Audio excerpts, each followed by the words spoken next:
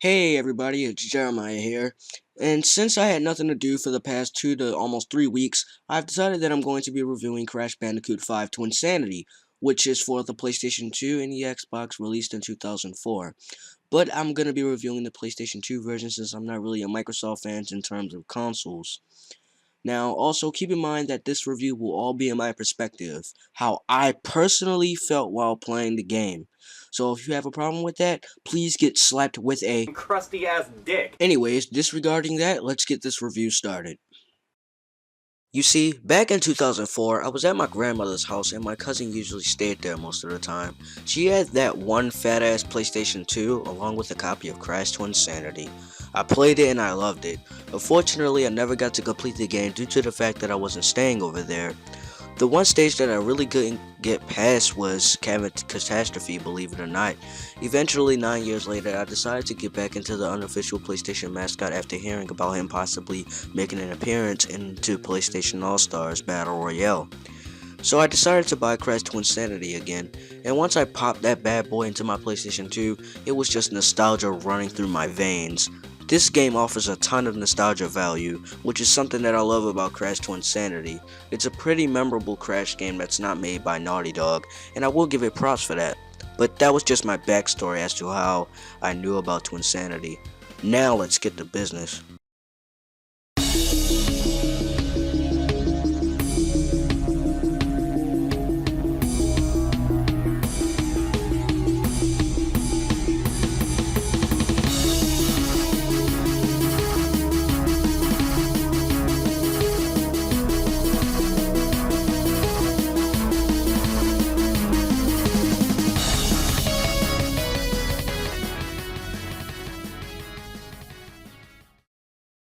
Now, as far as the story for Crash TWINSANITY, the game takes place 3 years immediately after Crash Bandicoot 4, The Wrath of Cortex, with Cortex and Uka Uka on a small iceberg floating in the ocean.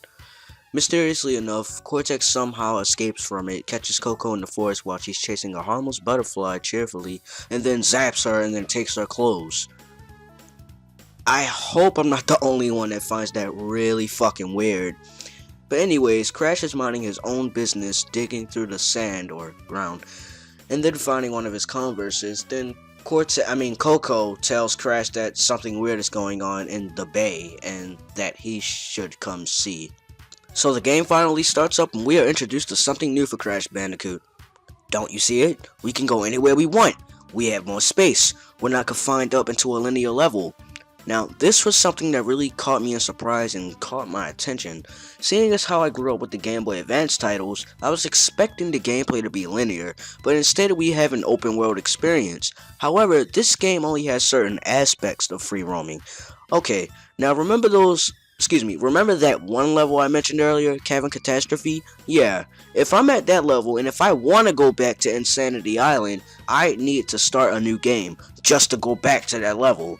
And the exact same thing can go for the other levels once you've progressed through the game. You're basically still playing this game in a point A to point B segment, except you have more space to run around in, which is a problem, because on the back of the case, it clearly says, faced with an evil force which is threatening their island home, Crash Bandicoot and Dr. Neo Cortex are forced to work together in the funniest Crash adventure ever, controlling the squabbling duo through innovative team moves as they whack, smack, spin, throw, and ride their way through a fully 3D free-roaming environment. You can say it's just me, but I find that as pretty false advertising, but nonetheless, I still find the idea of not being in a literal straight point A to point B segment to be enjoyable. This game kind of reminds me of Jak and Daxter in a way as well. Crash Bandicoot the Precursor Legacy, anyone?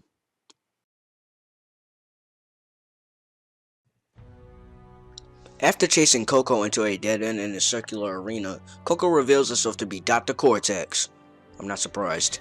We're fighting for a little bit and then he summons the Mecha Bandicoot to take us down. And I gotta say, this battle was pretty badass and I do like the type of progression it offered to me. However, when you're fighting bosses like N-Gen, Dr. Entropy and Brio and the Rusty Walrus, it's just repetitive and it doesn't get hard over time. All you have to do is literally do the same stuff over and over again, and that's it. It offers no type of challenge. There goes another flaw. Anyways, after you've defeated Cortex and the Mecha Bandicoot, Cortex charges at you in anger, and then you two are in a ball, fighting underground, which is hilarious. Now, this is where the innovation kicks in. You see, you're playing as Crash and Cortex in the ball to progress through a level as if it's a pinball machine. Not only that, but you also can run around as Crash and Cortex. You can throw him, toss him, use his head as a hammer, etc. After wrestling through the cave, you are greeted by these two mutated parrots who wants to destroy the islands of Insanity Island. That's it. That's the plot. You pretty much just have to save the islands by tracking down the evil twins.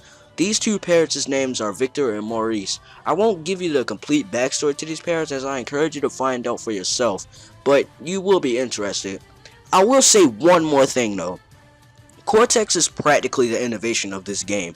Cortex is basically the only way you can progress through the game, unless you want to use glitches, which is another problem. This game has a lot of glitches. Crash Twinsanity has a whole textbooks of glitches in this game. It has been 10 years since this game's release, and there's still glitches that can be pulled off within this game, and it's 2014.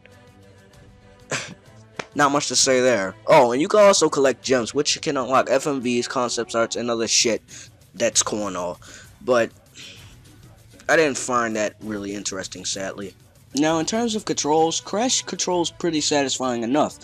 Since you have enough space to get used to the controls once you start up the game, there's no problem. But once you've gotten out of Insanity Island, you have to deal with the tutorial, which is funny, but cannot be skipped. You see, this doesn't make sense as we already knew how to play the Crash Bandicoot game since the PlayStation 1 titles, although I can see what T-Tails Oxford was going for.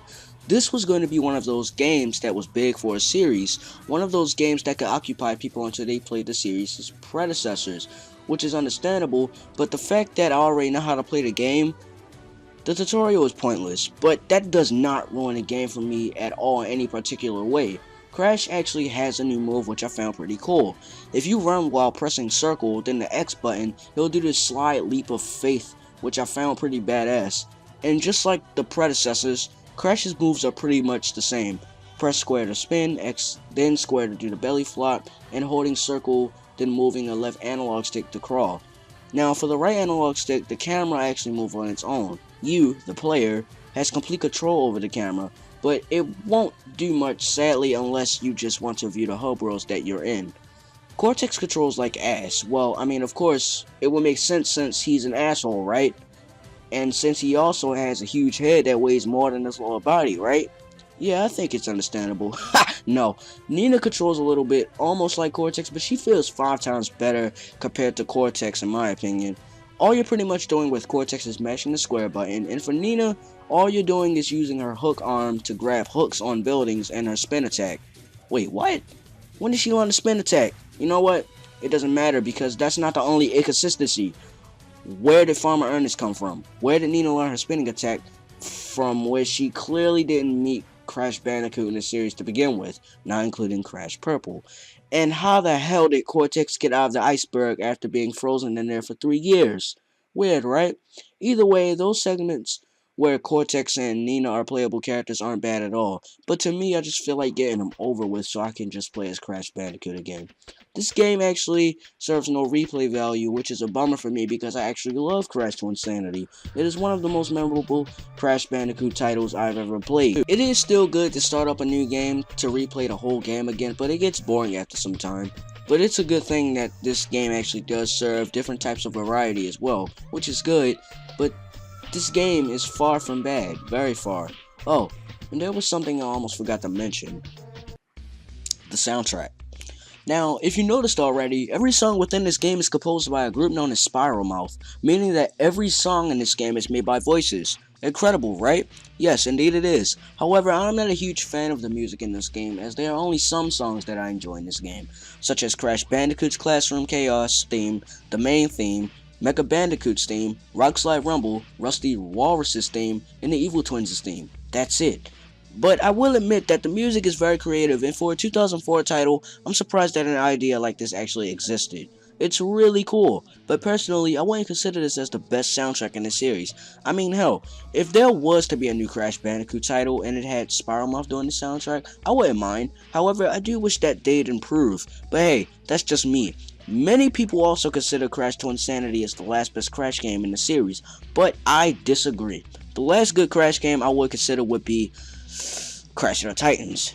Yeah, you could get mad all you want, I really don't give a fuck, but because all I'm gonna do is just remove your comment. That's it. So, I know what you all have been waiting for, the final verdict. I give Crash Twinsanity a 7.5 out of 10 due to its insane lack of replay value, the fact that the game is incredibly short, and that it's too easy. I like challenges, people. Some people should know that already. It's a shame that this game didn't become what it could have been, but I'm happy with the score I've given it, because Crash Twinsanity is a good game. If you're not satisfied with the score, that's fine. Just don't rant in the comments about how much you love this game and think it deserves a 100 out of 12, because all I'm going to respond with is, shut the fuck up! Jesus Christ! But on a serious note, I really hope you guys did enjoy this review.